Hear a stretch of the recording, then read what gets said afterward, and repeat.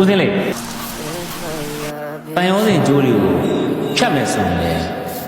အဲ့ဒီကျိုးလေးတစ်ချောင်းမှာဖြတ်ဖို့ကြိုးစားနိုင်ဦးစင်းလေးအဲ့ဒီကျိုးတော့ကြံနေသေးတယ်မဟုတ်လား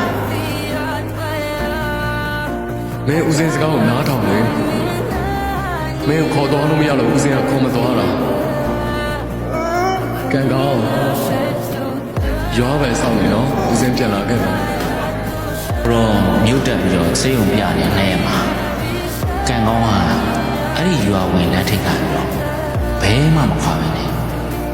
ကိုတော့မျောနေတော့သိပြီလား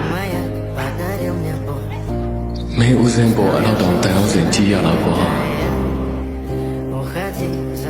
ဒါမင်းရဲ့တခင်တဲ့မောင်ထွေးတဲ့မထားတော့တော့နောက်ဆိုရင်ဦးစင်းကမင်းသားမှအများမရှိနိုင်လို့ကံကောင်းပဲ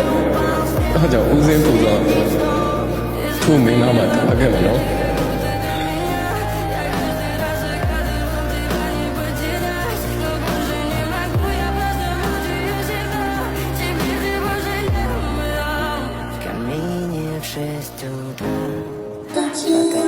ကံကောင်းဦးစင်းနဲ့မင်းတန်တရားတကွေးမှာကံမကုန်းရင်ပြန်ဆောင်ကြတော့ကံကောင်းရဲ့ဦးစင်းအောင်မင်းအဲ့တော့တန်လို့စမကြည်စမ်းပါနဲ့ဆွဲလန်းပါလေတော်တော့ဒီကံကောင်း